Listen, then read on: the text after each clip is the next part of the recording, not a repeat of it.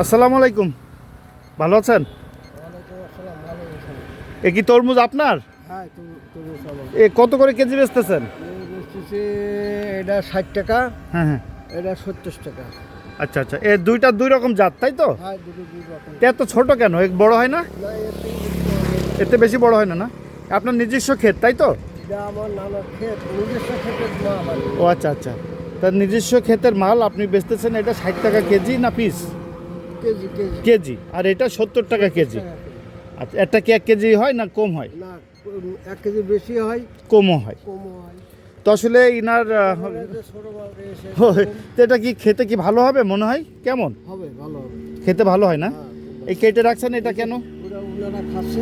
ও আচ্ছা আচ্ছা, ওনারা কিনে রাখছে না? তো আসলে আপনারা দেখলেন, আমি এক প্রান্তিক চাষির কথা শোনাচ্ছিলাম আপনাদেরকে, যেনার নিজস্ব জমিতে উৎপাদিত তরমুজ উনি রাস্তার পাশে বিক্রি করছে। এই যে রাস্তা, এটা আছে যশোরের একটি এলাকা। জায়গার নাম কি? জায়গার নাম হচ্ছে পতিঙ্গালি। কতিঙ্গালি? পতিঙ্গালি মাঠ। আচ্ছা এটা আচ্ছা হচ্ছে পতিঙ্গালির মাঠ। আচ্ছা, যশোরের কোন এলাকা এটা? এটা হচ্ছে আরিফপুর ইউনিয়নের। আরিপুর ইউনিয়নের কতিঙ্গালি মাঠ। হ্যাঁ, আচ্ছা, তো আপনার শুনলেন আসলে অ্যাড্রেসটি। এটা হচ্ছে মেন রোডের সাথে একেবারে, এই যে উনি পাশেই ক্ষেতের থেকে তরমুজ তুলে মূলত এখানে বিক্রি করছে। তো আপনি একটু ক্ষেতের থেকে ঘুরে আসি।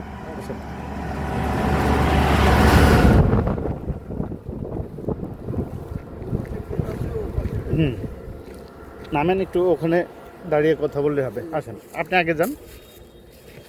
তো আমরা এখন সেই আছে কৃষক ভাইকে নিয়ে তরমুজ ক্ষেতের ভিতরে যাচ্ছি। আপনারা দেখতে পাচ্ছেন, আমি কিন্তু এখন অলরেডি তরমুজ ক্ষেতের ভিতরে চলে আসছি। এই পাশে কি? এই পাশে আছে শসা, না, সবই তরমুজ ক্ষেত। সব তরমুজ। Wow, fine. তো এই দেখেন গাইস, আপনারা দেখেন কত সুন্দর তরমুজ ধরে আছে গাছের ভিতরে। আমি ক্যামেরাটা একটু ভিতরে ঢুকাই দিয়ে দেখাই আপনাদেরকে। দেখেন কত সুন্দর তরমুজ ধরে আছে। এই জাতের নাম কি ভাই?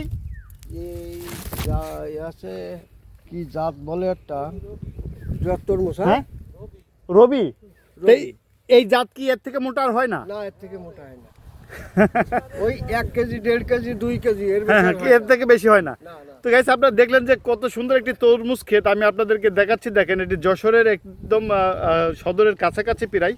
ওই যে এখান থেকে যশোর 6 কিলোমিটার। ওনারও ক্ষেত আছে। ওনারও আছে না? হ্যাঁ, ওনারও তরমুজ। কালোটা। তো এতে কি লাভবান হচ্ছে? কৃষক লাভবান হচ্ছে? লাভবান না হলে তো করবে কেন? সেটাই, কেউ যদি তরমুজ চাষ করতে চায় তাদেরকে হেল্প করবেন আপনারা? অবশ্যই, অবশ্যই, তাই। তো ঠিক আছে গাইস, আপনারা যারা তরমুজ চাষ করতে চান তারা আসতে পারেন যশোরের এই এলাকাতে। এলাকার নামটি আবার বলে দেন একটু। পতিঙ্গালি। পতেঙ্গালি, আরিফপুর ইউনিয়নের পতেঙ্গালি গ্রামে মূলত এই ভাই তরমুজ চাষ করছে। এখানে বেশ কিছু চাষি আছে, তরমুজ চাষিরা, তারা তরমুজ চাষ করছে এবং তারা বলছে যে মোটামুটি ভালোই লাভ হচ্ছে। আর লাভ না হলে তো আসলে কৃষক চাষ করবে না। তো আমি আপনাদেরকে দেখাচ্ছি একেবারে প্রান্তিক পর্যায় থেকে। আমি একেবারে মাঠের ভিতরে এখন তরমুজ। এর ভিতরে সব তরমুজ। হ্যাঁ, এর ভিতরে সব তরমুজ। আমি আরেকটু ক্যামেরা ঢুকিয়ে দিয়ে দেখাই আপনাদেরকে। অনেক। আচ্ছা, ওখানে নেট দিয়ে রাখছে কি জন্য? ভার বেশি হয়ে গেছে এই জন্য? হ্যাঁ, হ্যাঁ। কৃষক স্বনির্ভর হচ্ছে এখন তরমুজ চাষে। এটা কি মরে যাচ্ছে নাকি? না, ও সপ্তাহে একরকম। আপনারা যদি কেউ তরমুজ চাষ করতে চান তো অবশ্যই এই ব্যবসায়ীদের সাথে পরামর্শ করে, কৃষকদের সাথে পরামর্শ করে শুরু করতে পারেন তরমুজ চাষ এবং স্বাবলম্বী হতে পারেন আপনারাও। দেখেন এখানে কি পরিমাণে। জি হ্যাঁ, যান। অনেক বড় একটি তরমুজ ক্ষেত আমি আপনাদেরকে ঘুরে ঘুরে তখন দেখালাম এবং কৃষকদের কথা শুনলাম। এখানে দেখেন কি পরিমাণে তরমুজ ধরে আছে। আমি ক্যামেরাটা আবার ভিতরে ঢুকিয়ে দিই আরেকটি লাইনের। দেখেন কি পরিমাণে,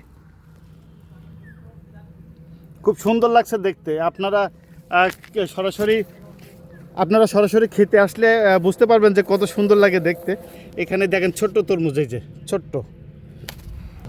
আমার কাছে খুব ভালো লাগছে তরমুজ ক্ষেতটি। আমি ঘুরে ঘুরে দেখছিলাম এবং চাষি ভাইয়ের সাথে কথা বলছিলাম। গল্পে জানলাম তরমুজ চাষের আদ্যপ্রান্ত ওনার কাছ থেকে। তো আমার কাছে খুব ভালো লাগলো। আপনাদের কাছে কিরম লাগলো অবশ্যই কমেন্ট করে জানাবেন। তো সবাই ভালো থাকেন, সুস্থ থাকেন। আল্লাহ হাফেজ।